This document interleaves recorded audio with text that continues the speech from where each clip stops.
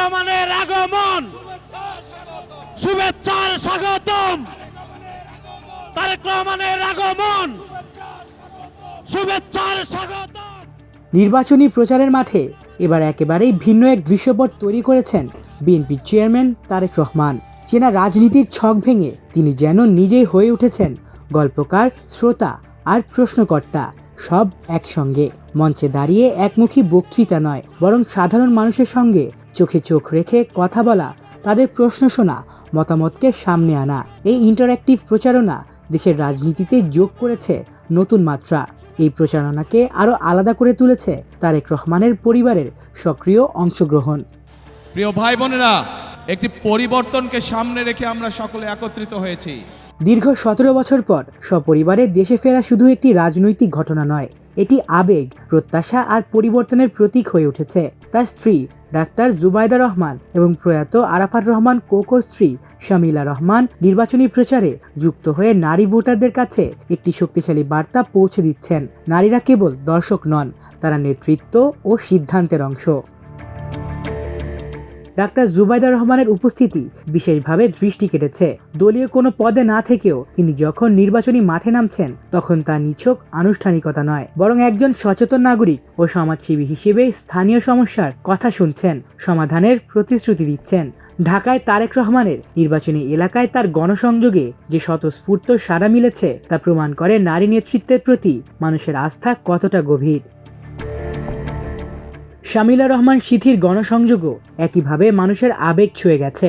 জিয়া পরিবারের একজন সদস্য হিসেবে নয়, বরং একজন সহমর্মী মানুষ হিসেবে তার উপস্থিতি অনেকের মধ্যেই জ্বালিয়েছে আশার আলো। নারীদের অবমাননাকর প্রচার আর রক্ষণশীল আক্রমণের বিপরীতে বিএনপির এই পরিবার ভিত্তিক সম্মানজনক নারী অংশগ্রহণ যেন এক নীরব কিন্তু শক্তিশালী জবাব।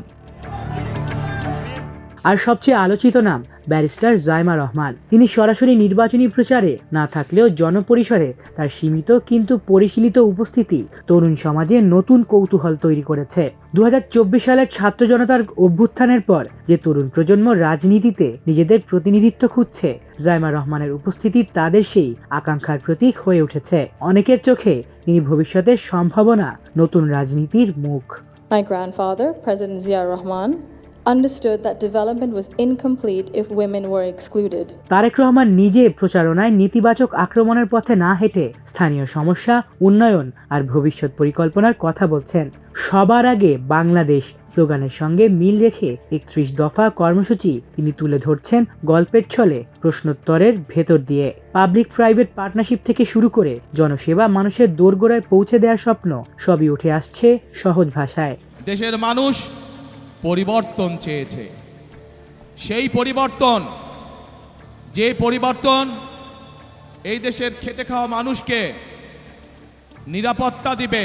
বিদ্রোহী প্রার্থী, রাজনৈতিক চক্রান্ত, বিরোধীদের অপপ্রচার, চ্যালেঞ্জ কম নয়। তবু ব্যক্তিগত উদ্যোগে অনেক বিদ্রোহী প্রার্থীকে মাঠ থেকে সরিয়ে এনে তিনি দলকে ঐক্যবদ্ধ করার চেষ্টা চালিয়ে যাচ্ছেন। এই সংগ্রামে তার পাশে যখন পরিবারকে দেখা যায়, তখন তা কেবল রাজনৈতিক কৌশল নয়, বরং একটি ঐক্যবদ্ধ নেতৃত্বের ছবি। এই নির্বাচনী প্রচারণা তাই শুধু ভোট চাওয়ার গল্প নয়, এটি একটি পরিবারের ফেরার গল্প, নেতৃত্বের রূপান্তরের গল্প, আর এমন এক রাজনীতির ইঙ্গিত যেখানে কথা বলা হয় মানুষের সঙ্গে, মানুষকে সঙ্গে নিয়ে। তারেক রহমানের প্রচারণায় পরিবারের এই ইতিবাচক অংশগ্রহণ হয়তো আগামী দিনের বাংলাদেশের রাজনীতিতে এক নতুন অধ্যায়ের সূচনা। আলিফ চৌধুরী, আমার দেশ।